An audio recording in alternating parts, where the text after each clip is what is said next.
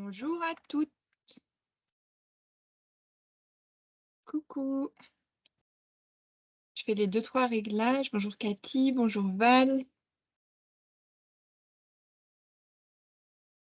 N'hésitez pas à ouvrir votre micro. Je sais pas, Val, il me semble que tu es déjà venue dans de précédentes meet-up. Cathy, je ne sais plus.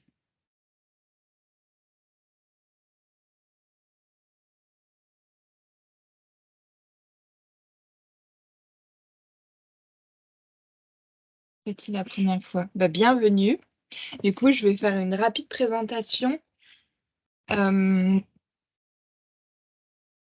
J'attends d'autres personnes qui arrivent. Alors, bienvenue dans le premier meet-up de l'année. Du coup, c'est moi qui ouvre, qui reprend, qui ouvre les meet-up. Alba n'a pas pu nous rejoindre aujourd'hui parce qu'elle a eu un petit accident. Donc, tout va bien, mais bon, du coup, vous imaginez elle a d'autres choses à faire que d'assister au meet-up avec moi. Donc, on ouvre aujourd'hui les meet-up de l'année. On ouvre cette année les meet-up avec aujourd'hui un sujet qui me tient particulièrement à cœur parce que j'ai été dans cette situation où je suis arrivée dans une équipe dont le manager, qui était du coup mon chef, était en fait un ancien collègue de mes collègues. Donc, ça a eu pas mal de petits soucis. Il y a eu pas mal de tensions. Pour la rapide présentation, bonsoir Yolène. Hem, du coup, je m'appelle Sonia et je suis aujourd'hui médiatrice. J'ai travaillé pendant 6 ans comme ingénieure chimiste et j'ai fait une reconversion pour devenir médiatrice et enseigner la gestion de conflits. Et aujourd'hui, je vis aux États-Unis, au Texas, où j'ai ouvert mon entreprise, là, et je suis en même temps, en parallèle donc de ce que moi je fais, en ligne en fait, avec, du coup plutôt francophone. Je travaille en parallèle avec, d'autres, des entreprises, notamment avec justement l'Institut, de High Conflict qui est en fait une entreprise qui fait du business to business, donc qui va en fait faire des séminaires pour les entreprises, pour permettre en fait aux employés et aux managers d'avoir les outils pour aborder des situations conflictuelles. Et donc je fais partie de leurs experts aujourd'hui depuis décembre, depuis, avant Noël en fait. Donc, voilà. Donc je fais aussi du coup aux États-Unis, des séminaires, pour les entreprises. Pour tout ce qui est meet-up, ça s'adresse plutôt aux personnes, vous, moi, voisins, voisines, voilà, pas forcément aux entreprises, mais plutôt aux particuliers, où j'apporte justement, bah, finalement, ce que je peux aussi enseigner en séminaire aux entreprises, mais plutôt adapté aux particuliers et je les apporte en ligne du coup, puisque je vis aux États-Unis. Donc pour moi, c'est bon, je me déplace pas encore, pour faire ça, donc je le fais en ligne. Aujourd'hui, ce qu'on va faire, c'est pas très différent de ce que moi je fais avec mes clients et clientes. Hem, mais avant qu'on commence, les personnes qui sont là pour la première fois, coucou Marwan, bonne année déjà aussi, je l'ai pas dit, mais bonne année évidemment, à toutes et à tous. Hem, J'espère vraiment que cette année va vous apporter, alors moi je souhaite toujours une année libre de tout conflit, mais voilà, j'espère que cette année vous apportera ce dont vous avez envie et ce dont vous avez besoin. Les personnes qui nous rejoignent pour la première fois, je vous invite, même en chat, rapidement me dire, voilà, si c'est, d'où vous êtes, qu'est-ce que vous faites dans la vie?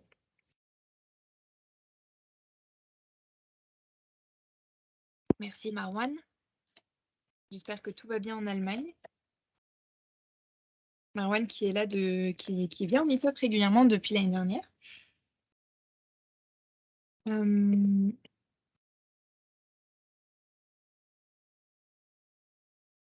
d'accord, Cathy?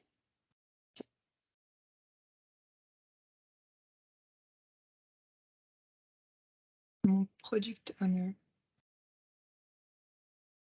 Je connaissais pas la terminologie product owner. Je connaissais, ben, product manager oui, mais product owner, je ne connaissais pas cette terminologie. Je vous laisse 1 minute ou 2, senior product manager, d'accord. J'avais regardé, à l'époque, avant de me reconvertir, j'avais discuté avec l'entreprise dans laquelle j'étais pour, changer, à la section, product, produit management de produits et c'est pas une position qu'ils avaient et ils avaient pas, visiblement, si je suis là aujourd'hui, c'est qu'ils avaient pas l'envie d'ouvrir cette position donc mais oui.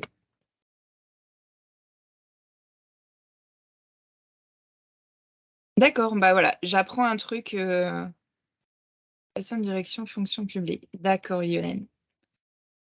OK et ben, on a du coup, c'est toujours j'aime bien savoir en fait qui fait quoi et d'où les personnes viennent parce que du coup, ça me permet aussi de comprendre un peu dans le contexte, si c'est la fonction publique évidemment ça se passe bien différemment que, le privé donc ça me permet aussi d'ajuster un peu ce que je raconte et puis aussi pour moi, ben, de voir un peu, qui sont nos membres dans le groupe, de voir la diversité qu'on peut y avoir, en fait l'année dernière, je trouvais qu'il y avait beaucoup de personnes dans tout ce qui était social, et tout ce qui était informatique. Donc on verra cette année, en plein déménagement. Et bah, Yolène, pour la petite anecdote, ne t'inquiète pas, parce que j'étais en déménagement en septembre et quand j'ai fait des meet-up, je me mettais dans les toilettes où il y avait pas de déménageurs. Donc c'est te dire. Voilà, je comprends bien. OK, donc ancien collègue devenu chef. À qui c'est déjà arrivé et peut-être que même ça vous est arrivé à vous d'être promu, en fait, dans l'équipe dans laquelle vous étiez pourtant, membre. Donc dites-moi si c'est une situation qui vous parle ou qui vous a parlé par le passé. Pour ma part, je l'ai vécu, je pense, c'était d'emblée dès mon premier poste, en fait. J'arrive en Allemagne, j'étais dans le nord de l'Allemagne à ce moment-là pour un contrat de 2 ans et j'arrive, dans une équipe où, j'expérience tout de suite, en fait, beaucoup de tensions, moi, ce que je dis un peu de ghosting, donc en fait, on me mettait un peu à l'écart, on m'incluait pas trop dans les choses et cetera. Je comprendrai par la suite les raisons qui ont conduit à ce genre de comportement, mais les 1ers mois, je pense les 6 premiers mois, je comprenais pas, quoi et puis du coup, j'arrivais pas à lier vraiment de relation avec mes collègues. Ce que j'ai fini par comprendre, c'est que ça avait, entre autres, beaucoup à voir avec le fait que notre chef, qui était commun du coup, était en fait leur ancien collègue et donc il y avait une très grande, difficulté en fait à ajuster la relation par rapport à un ancien collègue qui finalement nous donne des directives. C'était très compliqué et ce que je peux aussi complètement comprendre. Hem, Sans parler que dans l'histoire, la position qui avait été ouverte à la promotion, en fait, avait eu plusieurs candidats et donc les candidats qui n'avaient pas été retenus pour cette position pouvaient aussi ressentir et dans cette situation, ils en ressentaient, mais de la jalousie envers la personne qui a reçu cette promotion. Donc, je vous dis pas le bazar et je vous dis pas la tension et le niveau de conflit qu'il pouvait y avoir. Quand on démarre une carrière pro, top et quand on démarre dans un nouveau poste, encore mieux. On a tous les ingrédients pour nous dégoûter du monde du travail. Ça s'est bien fini quand même, mais ce que j'avais, la première chose en fait, je pense qui est et vous me direz ce que vous en pensez, mais la première chose, je pense, qui est hyper importante et qu'on peut sensibiliser, les entreprises, pour ça, c'est quand on a une position comme ça qui s'ouvre, de manager, de prendre quelqu'un qui n'est pas déjà dans l'équipe, en fait. Même s'il y a une personne qualifiée dans l'équipe, d'en fait, de bouger la personne, de prendre une autre équipe et si vous voulez promouvoir une personne d'une certaine équipe, disons, management de produits, bah, en fait, de la promouvoir en tant que manager de, recherche labo. Mais pour donner un exemple, mais de pas, en fait, garder la même personne pour la même équipe. Parce que forcément, vous allez avoir conflit d'intérêts. Forcément, vous allez avoir des relations qui se distendent. Donc La première chose quand c'est possible, c'est déjà en amont d'anticiper et de se dire: «OK, si j'ai une position en management qui s'ouvre, je prends quelqu'un d'extérieur et si je veux prendre quelqu'un de l'entreprise, d'accord, mais dans ce cas, je change de département» et déjà là, vous avez pu, le vous réduisez déjà la potentialité de conflit d'intérêts. Ça, c'est déjà la première chose.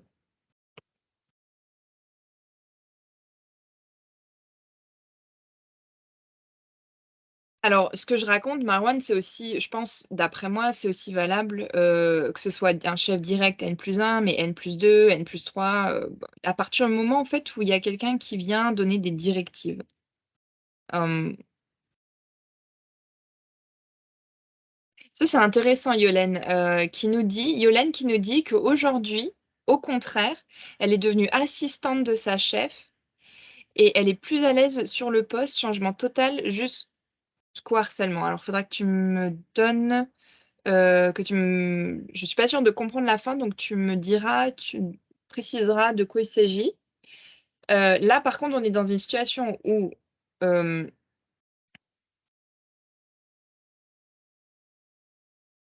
alors Yolène, du coup, je pense qu'on n'est pas tout à fait dans la même situation.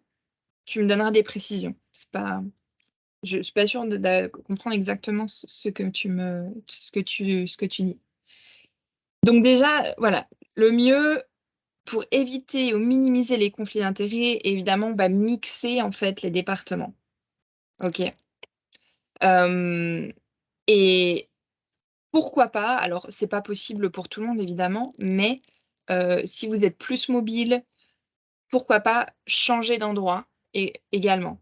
Sans parler changer d'entreprise, mais par exemple, j'ai une amie qui est DRH, hem, elle est devenue DRH d'abord en Allemagne, après elle a bougé, elle est revenue sur Paris, mais c'était dans une autre équipe et cetera. Donc en fait, elle bouge comme ça au sein de la même boîte, mais elle bouge. Hem Maintenant, si vous êtes très mobile et que vous savez que ça peut ne pas le faire du tout, ou alors que l'entreprise est petite, c'est une petite PME ou une start-up et que vous voulez, quand même, accéder à un niveau plus haut, bah, changez d'entreprise. Voilà. Sans aller jusque-là, aujourd'hui, la question, c'est plutôt de comment gérer si on est au sein de la même équipe et que ça se passe dans la même entreprise. OK? Le, je vais peut-être pas vous apprendre grand-chose au final. Mais je pense que le mieux, c'est évidemment de faire une réunion et de communiquer.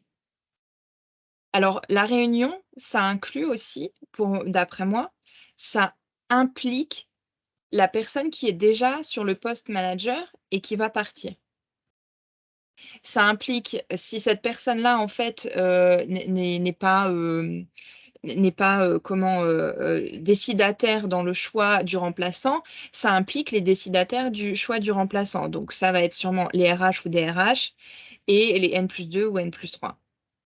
Ça implique ça veut dire une réunion où on va expliquer à l'équipe pourquoi on a besoin, d'une nouvelle personne, quelle nouvelle personne on cherche, les critères et cetera. S'il y a déjà des candidats et ben, d'expliquer les raisons qui font qu'on a ces candidats-là ou, si vous voulez, voilà, pas impliquer tout le processus de recrutement, évidemment, c'est pas toujours enfin, c'est pas possible forcément, mais une fois que la décision est prise du remplaçant ou de la remplaçante, c'est d'impliquer en fait d'expliquer pardon, à l'équipe le choix de la personne. Donc si la personne, c'est un ancien ou une ancienne collègue de l'équipe et ben, d'expliquer pourquoi. Factuellement. Pas de se dire, que oui, bah, on s'entend mieux, ceci, cela. Non, c'est factuellement, est-ce que cette personne a permis de doubler le chiffre d'affaires, de l'équipe, du département? Est-ce que cette personne a apporté, de nouveaux clients et cetera? Enfin, des choses qui sont très factuelles et qui, en fait, vont pas pouvoir être contestées puisque c'est factuel. Donc la réunion pour moi, c'est déjà la première chose à faire en amont, avant que le remplacement soit fait. Si vous voulez, une fois que le remplacement est fait, évidemment, je vais évidemment encourager de communiquer sur la chose et faire une réunion d'équipe et de parler de ce changement-là et de parler comment ça va impliquer l'organisation, comment ça va changer en fait au niveau, la distribution des tâches et cetera, des deadlines et toutes ces choses-là, niveau logistique. Mais en amont, pour moi, c'est essentiel, c'est vraiment important de de de préparer le terrain, en fait. Parce qu'on sait qu'un changement de manager, c'est quand même un bouleversement dans une équipe. Enfin, personnellement, je l'ai vécu aussi même dans mon précédent poste, on a changé de manager. On n'a pas trop eu d'explication, pourquoi, comment. On a dit: «OK, bon, bah, ils font une rotation entre les 3 pôles et puis voilà, ils tournent un peu les» bon, mais c'est tout. Maintenant, pourquoi et comment ça va influencer le travail des mois à venir? Disons, on découvre sur le tas, hein. C'est un peu on apprend on saute dans le grand bain, puis on apprend comme ça. Donc, pour moi, voilà, en amont, c'est déjà important de un peu tâter le terrain. Je ne sais pas si c'est quelque chose que vous avez expérimenté? Personnellement, j'ai encore jamais entendu de manager enfin, cette amie qui est DRH, oui, elle le fait, même enfin, disons dans le cas où elle est partie, en fait. Elle est partie de l'équipe. De ce que je me souviens, il me semble qu'elle a même pris certains à part pour leur expliquer. Pour leur expliquer la raison de son départ et cetera, parce qu'il y en a qui peuvent être, plus sensibles. Donc après, selon la façon dont le manager voilà, fait les choses, ça peut être quelque chose d'intéressant de prendre les personnes de l'équipe à part pour leur expliquer, voilà, comment ça va se passer et cetera. Je lis un peu les commentaires.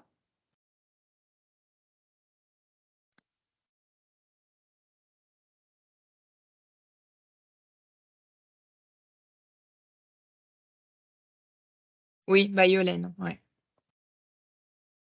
C'est dommage en fait, dans ce que je lis, Yolène qui nous dit que du coup, elle était libre d'agir et maintenant qu'elle était, qu'elle était laissée libre d'agir et maintenant est bloquée, du fait que, sa supérieure, je pense c'est de la supérieure dont tu parles, est très à l'aise dans sa fonction et je trouve ça dommage en fait de pas plutôt envisager la chose dans le cas où on peut apprendre de l'autre, donc on n'a pas en fait à freiner, l'évolution, plutôt que de se sentir menacé et de couper en fait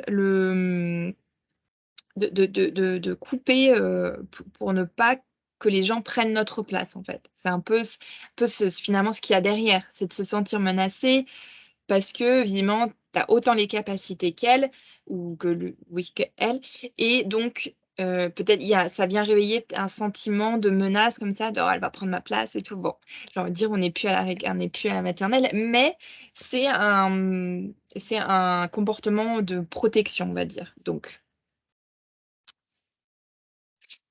heu, si on peut, je pense dans cette situation-là, avoir une discussion en face à face pour voilà, expliquer et éviter, voilà, expliquer qu'il y a pas besoin de bloquer, quoi que ce soit parce que voilà, très bien tu es très bien sur ton poste, que ça t'épanouit et cetera donc ça c'est après c'est un autre sujet. Hem, donc voilà, avant la promotion, vraiment prendre l'équipe, qu'est-ce qui va changer? Pourquoi on prend, si la décision est finale sur une personne, de venir expliquer, les raisons de ce choix et cetera. Je pense que c'est important. Ça vient éviter, si vous voulez, les, situations, cas de figure où une personne va arriver là: «Ah mais moi je savais pas, mais comment ils ont fait ci, mais ils nous ont rien dit» et puis après voilà, ça se plaint et ça se plaint. Hem, Maintenant, imaginons votre collègue est promu et c'est maintenant, lui ou elle qui doit vous donner des directives. Bon, c'est fait, même département, même équipe et c'est un ancien collègue qui est finalement, promu. Ce que je vais les petites étapes là que je vais donner, c'est finalement un peu valable pour n'importe quelle situation. On va voir 2 cas, on va voir la situation où on va confronter le collègue, la situation où on va confronter le manager. Donc selon en fait où vous qui vous êtes. Dans mon cas, par exemple, si je reprends l'exemple où j'étais en Allemagne, c'était pas un ancien collègue. Donc j'aurais pu, disons, penser: «C'est juste mon manager». Si vous arrivez dans un donc c'est voilà, si vous arrivez dans un département, dans une équipe où ça vient d'arriver, c'est pas un ancien collègue. Si vous êtes là depuis un certain temps et que c'est un ancien collègue, c'est la situation là, confronter son collègue. Le focus déjà, et je le dis tout le temps, c'est d'être factuel. Donc déjà de pas, se focaliser sur la personne, comment est la personne, mais sur la situation, sur comment les choses sont. Évidemment, ça veut dire aussi qu'on est prêt et prête à rester à être ouvert sur, le dialogue, sur l'échange, sur les compromis. Ça veut dire aussi que votre expression du visage, votre langage corporel doit être en accord avec cette ouverture. Donc d'être comme ça, dans sa chaise, en réunion, dire: «Non, non, mais je comprends», c'est pas possible parce que vous envoyez 2 signaux contraires. Vous envoyez le signal fermé au dialogue et vous envoyez le signal ouvert au dialogue en disant: «Mais je comprends». Donc c'est à vous de faire de matcher en fait ce que vous dites avec ce que vous êtes et ce que vous montrez. Donc évidemment, même si c'est un ancien collègue avec qui vous aviez l'habitude d'aller boire un verre tous les vendredis soirs ou tous les jeudis soirs et que tout d'un coup, il vous insupporte parce qu'il vous donne des ordres, ça veut dire quand même qu'on on garde le respect à partir du moment, en fait, où vous manquez de respect à un supérieur, en fait, c'est plutôt vous qui serez en porte-à-faux. Donc, même si c'est un ancien collègue, on reste dans du respect, on essaye de ne pas surréagir et donc ça veut dire que avant de tout de suite être dans la réaction, on va un peu attendre, voir comment ça se passe. Pas, parce que peut-être que ça va très bien se passer. Là, je parle d'un cas de figure plutôt conflictuel où ça se passe pas très bien, mais peut-être qu'en fait, ça va très bien se passer. L'ajustement va très bien se faire. Donc, on attend un peu, on observe comment ça se passe. Ensuite, donc évidemment, les faits spécifiques, on donne des exemples. S'il y a quelque chose qui ne fonctionne pas, heu, on ne n'émet pas de jugement de valeur, pas de jugement par rapport à la personne, mais quelque chose de concret. Donc si le fait que ça vous insupporte, ce qui vous insupporte, c'est le fait que, en fait, vous avez l'impression que la personne vous prend de haut maintenant qu'elle est manager et cetera, ça, c'est pas valable comme explication. Maintenant, si ce qui vous insupporte, c'est qu'en fait, le ton, la façon dont, les choses sont amenées, c'est sec, ça manque un peu de forme ou c'est toujours donné à la dernière minute ou alors que, vous accumulez les dossiers, par dizaines, voilà, sans feedback, ça, c'est concret et évidemment, je le dis quand même. Enfin, avant que je le dise, je vais raconter ce qui s'est passé. L'histoire en Allemagne. On reprend, j'arrive sur mon premier poste, j'arrive début de ma carrière, premier poste, équipe, grosse tension. Ce que j'expérimente, c'est que finalement, je parle à des quand je veux parler à des collègues dans l'équipe labo ou ouais, donc une autre équipe et cetera, hem, je me rends compte que beaucoup de gens, en fait, parlent de ce nouveau chef qui était un ancien collègue. «Oui, mais il fait ci, mais il dit ça, mais tu te rends compte?» Et donc, ce que je me rends compte, c'est qu'on voit j'entends beaucoup de personnes qui se plaignent de ce nouveau chef. Donc qu'est-ce qui se passe? Bah, ça, c'est un peu l'espèce humaine, elle veut savoir: «Oh mais alors non, j'ai arrête, sérieux?» Qu'est-ce qui se passe là quand on fait ça? Qu'est-ce qui se crée? Il se crée une coalition. Une coalition, à partir du moment où elle est créée dans l'équipe, vous avez conflit. Même si, même s'il y a pas de comment de comment, je perds mes mots, même si vous avez pas verbalement des choses qui sont dites pour blesser quelqu'un, pour être, méchant ou voilà, physiquement aussi, de l'agression quoi, de l'agressivité. À partir du moment où vous avez une coalition qui se crée et donc vous pensez, cours de l'école, un groupe contre un autre, c'est une coalition. Il y a un groupe qui se crée contre quelqu'un, c'est une coalition. Vous avez conflit. Ça peut très bien se passer dans, de la forme où vous avez les membres d'une équipe qui vont pas arrêter de parler, du chef qui fait ceci, qui fait cela, mais on en a marre, mais il nous dit rien, il fait ceci. Mais en fait, c'est jamais communiqué au chef, en fait. Mais c'est quand même une coalition et il y a quand même conflit. Mais pourtant, il y a pas de communication, mais c'est quand même un conflit. Et ça, c'est hyper important de comprendre cette notion-là de coalition. Parce que moi, je suis prête à parier que dans 90 des cas en entreprise, il y a des coalitions. Est-ce que ça vous parle?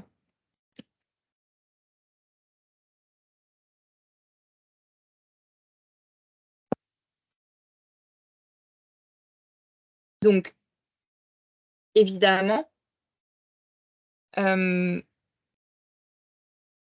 on cherche pas à changer, le comportement de l'autre, mais quand on vient parler des faits et des choses factuelles, on vient chercher à corriger un comportement, une situation qui nous a dérangés. On va pas changer la personnalité de l'autre. Donc si l'autre, il a tendance, le ou la chef a tendance à être un peu, hautain ou un peu directif ou un peu, à la cool ou on a le temps, ça c'est des traits de caractère, disons de des façons de faire, de pe probablement qui viennent du caractère de la personne. Donc on va pas changer ça. On peut par contre apporter un changement, c'est au comportement, à ce qui est fait.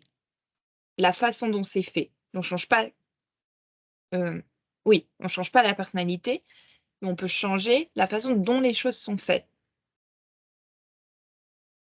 Yolène, c'est le commencement, ouais. Et pourtant, alors pour la petite anecdote, Yolène, le petit, petite parenthèse théorique, la coalition sur une échelle de conflit, il y a 9 étapes, 9 marches, hop, hop, hop, un petit escalier, hop, il y a 9 marches.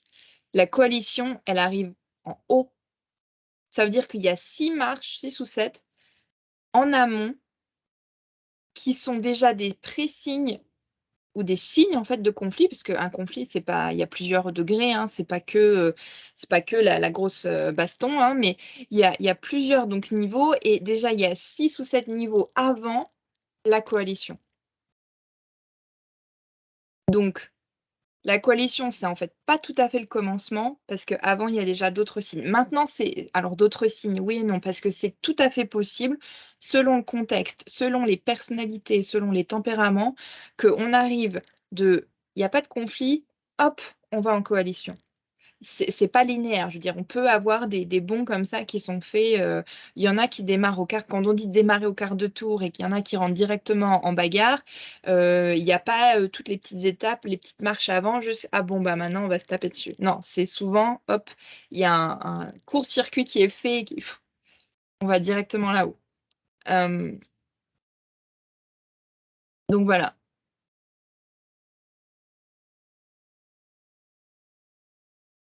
ouais, passif-agressif, c'est oui, c'est aussi, quelque chose, oui que alors, c'est encore un peu autre chose, mais oui, passif-agressif, ça peut aussi venir révéler, une espèce de, je cherche bah, oui, passif-agressif, c'est typiquement la personne qui est là, qui en réunion, si je reprends l'exemple de réunion, qui on voit, tu vois, bras croisés, un peu qui regarde un peu comme ça là, genre, un peu énervé, un peu agacé. «Non, mais de toute façon, moi, ça me va, je m'en fiche». Donc là, ça, c'est du passif agressif. On rentre pas directement dans un dans dans une confrontation, mais en même temps, on crée aussi, le conflit parce que, bah, on non, visiblement, non, c'est pas OK. Mais on dit quand même que c'est OK. Ça, c'est passif-agressif. Hem, comment alors, ça me fait penser, comment, heu, circuler entre les passifs agressifs, assurer, bah, expliquer à la personne, par exemple, vous pouvez, c'est expliquer, vous pouvez, c'est une proposition, assurer à la personne qu'elle a son mot à dire. La personne a son mot à dire et que chaque voix compte, tout le monde a la même importance. J'ai eu des collègues comme ça, passifs-agressifs. Moi-même, je l'ai été aussi, hein, mais souvent, en fait, c'est quand on se dit: «Mais de toute façon, ce que je vais dire, ça va rien changer, on s'en fout». Mais alors qu'en fait, on s'en fout pas du tout, ça nous énerve, mais on va quand même dire, parce qu'on pense, on anticipe déjà que notre avis, en fait, va pas compter suffisamment, va pas peser suffisamment dans la balance pour changer la façon dont les choses sont faites. Donc pourquoi pas essayer, si vous avez cette position, là aussi de par rapport à l'autre, d'assurer à la personne: «Chaque voix compte, tout est aussi important, ta voix comme la nôtre, comme la mienne, comme celle des autres et cetera». Là, vous ouvrez une porte et la personne va peut-être, après c'est plus entre vos mains, mais du moins vous ouvrez la porte. Est-ce que la personne va rentrer ou pas? Ça, vous ne pourrez pas décider, vous ne pourrez pas vraiment, choisir pour l'autre. Mais au moins la porte est ouverte. Ouais. Hem, voilà, un faux pas aussi. Alors ça, souvent en gestion de conflit aussi, c'est souvent, quelque chose, enfin voilà, un faux pas que je n'encourage pas, c'est de tout de suite aller en parler au supérieur, du supérieur du supérieur. Donc de faire intervenir en fait l'équipe, en haut de la hiérarchie, enfin la personne plus haut dans la hiérarchie. Ce que je dis là, ça n'inclut pas, quand je dis ça, ça n'inclut pas tout ce qui va être problèmes éthiques, problèmes légaux, d'accord? On est quand même d'accord. Si vous avez des problèmes d'éthique ou des problèmes qui font appel à la législation, tout ce qui est illégal, évidemment, ça n ça c'est une autre catégorie. Là, on doit prévenir au plus tôt possible, les personnes compétentes. Maintenant, un cas de figure qui n'entre pas dans ces 2 situations-là, ça veut dire, on ne court-circuite pas le collègue. Donc si vous avez un problème avec un nouveau chef qui était votre ancien collègue, ancien ou ancienne, on ne va pas tout de suite voir son chef ou sa chef pour dire: «Oui, mais non, mais ça va pas du tout, depuis qu'il il ou elle est passé est promu, c'est n'importe quoi». De court-circuiter ça, vous grillez complètement la relation là. Donc l'idéal, c'est évidemment de toujours avoir une discussion en tête-à-tête avec la personne, de voir est-ce qu'on peut arriver à faire un compromis, à négocier des choses, voilà, à apporter, une relation plus sereine pour, le travail, et ensuite si vraiment ça ne fonctionne pas, on va voir plus haut. Mais ça se fait en 2 étapes. C'est pas: «OK, bon là ça va pas du tout avec lui, je vais voir le chef parce que là, c'est n'importe quoi». Non, c'est d'abord, et ce que je raconte, c'est valable aussi d'ailleurs si vous avez un problème au sein d'une équipe, de collègue à collègue, on va pas tout de suite voir le chef. C'est aussi le rôle du manager, c'est évidemment d'être là s'il y a des problèmes, aussi humains, mais c'est qu'en tant que collègue, c'est de voir si déjà on peut se désamorcer le truc, ensemble avant d'aller voir plus haut. Parce que le message surtout aussi, c'est de se dire: «Si j'arrive à désamorcer ça sans faire appel au chef, bah, en fait, je montre aussi indirectement à mon chef que j'ai des compétences en gestion de conflit qui sont non négligeables». Si j'arrive en trombe dans le bureau du supérieur en disant: «Oh là là, mais j'arrive plus, non mais lui, le machin», En fait, je donne le message complètement inverse qui dit: «Bah, en fait, j'ai une grosse difficulté, j'ai un conflit, j'arrive pas à gérer». Donc voilà, c'est aussi, quelque chose dont on peut y penser. Quel message on a envie d'envoyer? Après, évidemment, ce que je vous dis, c'est à voir avec un œil critique, parce que tout ce que je dis, c'est là, dans des meet-up, c'est généralisé. Donc ça va être aussi au cas par cas, selon les antécédents, qu'il peut y avoir avec la personne, le contexte qu'il peut y avoir et cetera. Donc voilà, gardez un esprit critique, tout ce que je dis. Je préfère que vous me disiez: «Non, mais ce que tu dis, Sonia, c'est n'importe quoi», plutôt que vous buviez toutes mes paroles comme ça: «Ah ouais, non, mais tu as trop raison, c'est trop bien». Donc j'espère quand même que je dis un minimum de choses qui sont correctes. Normalement, oui. Mais voilà, pour tout vous dire, pour juste vous dire, gardez un œil critique et de bien avoir en tête que ce que je raconte en meet-up, c'est, c'est ce que je dis en meet-up, c'est assez généralisé, donc à vous après d'adapter selon la situation, le contexte, les antécédents, la personne.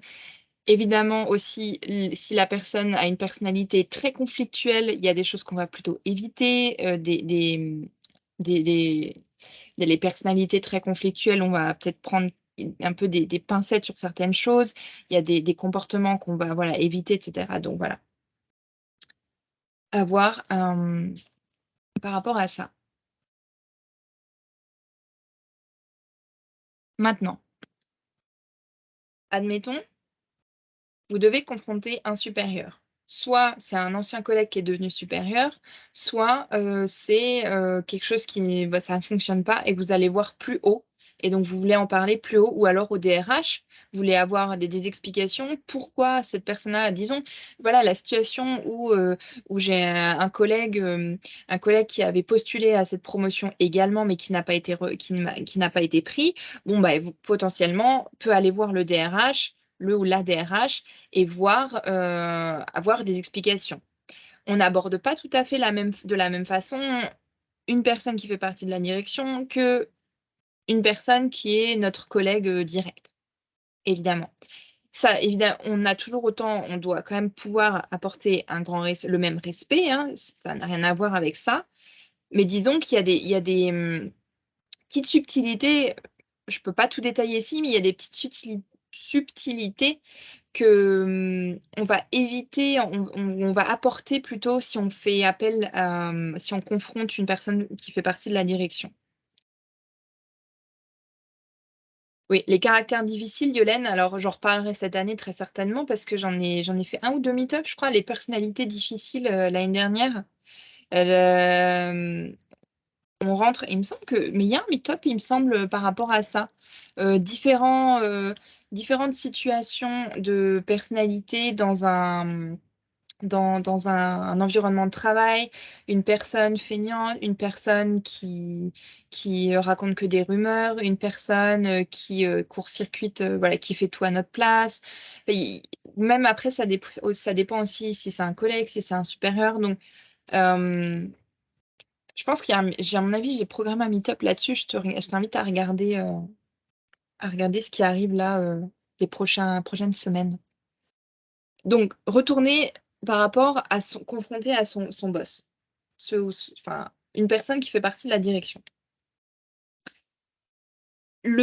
Ça basiquement, c'est la même chose que ce que je viens de raconter depuis le début. Mais ce qui va un peu changer, enfin d'après moi, ce qui va changer, c'est surtout l'approche que vous allez prendre. Je pense aujourd'hui que on ne peut pas arriver dans le bureau d'une personne qui fait partie de la direction avec un problème, mais aucune hypothèse pour résoudre ce problème. Parce que non seulement vous remettez la responsabilité de résoudre le problème complètement à l'autre et donc ça fait lourd à porter pour, que ce soit DRH, ou manager ou quoi que ce soit, ça fait un poids à porter. Mais en plus vous ne prenez pas cette responsabilité alors que vous êtes impliqué dans, l'histoire. Donc si vous allez confronter la direction, manager, DRH, peu importe, N+2, N+3. 5, 6, 7, venez toujours avec au moins une hypothèse. Voilà ce qui se passe, voilà pourquoi c'est un problème et voilà mon idée pour résoudre ça. Et ensuite, au moins, ça donne matière à discuter. Vous arrivez pas juste face à la personne, dire: «Voilà, non», en fait, en vous plaignant, en étant dans la plainte. Vous venez avec une approche de résolution. Ça, c'est un truc, que je qu'on voit, en fait, avec les personnes qui rejoignent mon cours sur 6 mois Self Mastery. Il commence en janvier, là, pour le premier groupe de l'année. Mais l'approche de solution, la compétence de, trouver des solutions, c'est quelque chose qu'on travaille. Ça, c'est obligé. Parce que c'est non seulement hyper utile dans le monde du travail, mais pas seulement. C'est que c'est utile quand vous avez des conflits. Alors là, on parle du monde du travail, mais si vous avez un conflit à la maison, si vous avez des enfants, des ados et que vous devez être dans cette position de négocier, de trouver des solutions à une difficulté, ça vous sert en fait pour tout. Ça veut dire qu'en fait, vous développez aussi, quand vous développez votre capacité de résolution, à votre compétence à à trouver des solutions, hem, vous venez aussi, faire travailler votre créativité. La recherche de solutions, ça veut dire être un peu inventif, être créatif. Comment je peux, résoudre ça? Ça veut peut-être dire aussi négocier, parce que peut-être que votre solution, c'est pas celle qui est la bonne pour tout le monde, donc il va falloir trouver, voilà, une négociation qui est bonne pour, à peu près tout le monde. Ou alors trouver un compromis. Ça veut dire aussi argumenter pourquoi ma solution est meilleure que l'autre. Donc il y a tout un tas de compétences comme ça que je travaille avec, les élèves du cours parce que pour moi, non seulement c'est important pour le monde du travail, mais c'est aussi très, très, très utile et pour moi, ça sert toujours, dans tout contexte en fait. N'importe quelle, branche de vie, si je puis dire. Donc voilà. Hem, les, qu'est-ce que je voulais dire? Oui. Quand je avec avec un supérieur, c'est aussi important. Tout à l'heure, je parlais des choses factuelles. Des choses factuelles, donc ça, c'est aussi valable, hein, peu importe la personne, dès que vous êtes dans une situation un peu conflictuelle, bon, c'est bien de rester factuel pour éviter de surenchérir dans des émotions, qui viennent toujours impliquer, voilà, qui viennent c'est de la quand dès que vous faites entrer des émotions dans une dispute ou un conflit, vous arrivez en fait, un peu, à la vente aux enchères. Qui dit mieux? Donc imaginez un peu ça. «Oui, mais moi la dernière fois c'était comme si». Bah, l'autre va essayer de faire: «Oui, mais moi ça fait plusieurs fois, ça fait depuis 6 mois que ceci, cela». «Oui, enfin moi je suis là depuis longtemps et puis du coup ça dure plus longtemps». Voilà, en fait on n'en finit pas. Donc c'est un peu la vente aux enchères. Le but, c'est d'éviter ça, encore plus quand on fait appel à la direction et donc ça veut dire, vous arrivez vers votre supérieur, voilà et on a une difficulté, ça c'est comme ci, c'est comme ça. Hem, on évite les «j'ai l'impression que», «je crois que, ça va pas fonctionner». J'ai entendu plusieurs personnes se plaindre et j'ai entendu dire que, voilà, ça marchait vraiment pas avec le nouveau manager. Ouais, on évite tout ça là. J'ai l'impression que, je crois que, j'ai entendu que. Non, ça, c'est pas du tout factuel. Donc on reste sur: «Voilà la situation, voilà ce qui se passe» et cetera. Donc évidemment, ça veut dire aussi dès que vous faites, appel à un niveau hiérarchique supérieur, c'est très, très, très probablement le moment où il va falloir négocier. Donc, que ce soit déjà à l'entretien d'embauche, hein, négocier des salaires, négocier des conditions de travail et cetera, mais une fois que vous êtes en poste, dès qu'il y a des conflits aussi, ça va aussi être négocier des solutions. Parce que peut-être que le DRH doit trouver une solution au problème, qui est de vous changer de département, au exemple, hein, mais vous voulez pas changer de département parce qu'il y a les autres collègues, puis ça vous va bien, vous aimez bien votre travail. Donc il va falloir négocier, être prêt à faire des compromis pour quand même qu'il y ait une résolution mais qui conviennent à tout le monde. Enfin, en tout cas, qui vous conviennent et puis bon, faut dire aussi si le DRH ça lui convient pas, il acceptera pas. Donc il ou elle. Donc il faut être prêt quand vous ouvrez la porte à de n'importe quel manager, DRH pour aborder une situation qui est problématique. Il faut vous dire qu'il faut être prêt au compromis. Donc c'est à vous de vous poser la question en amont: «Jusqu'à où je suis prête, de donner en fait de ma personne? Jusqu'à où je suis prêt, disons de laisser passer?» OK? Et pour finir, dans le cas où il y aurait une, un groupe, donc je parlais de coalition tout à l'heure, donc s'il y a carrément toute l'équipe là pour qui, bah, le nouveau manager ne convient pas, il s'agit pas que chacun vienne dire: «Ouais, non mais ceci, non mais cela, moi ça me va pas». Donc déjà on arrête la coalition, on arrête de se ça va un peu là les: «Non mais tu sais pas ce qu'il m'a dit». Donc ça va un peu ça, mais version, adulte d'entreprise.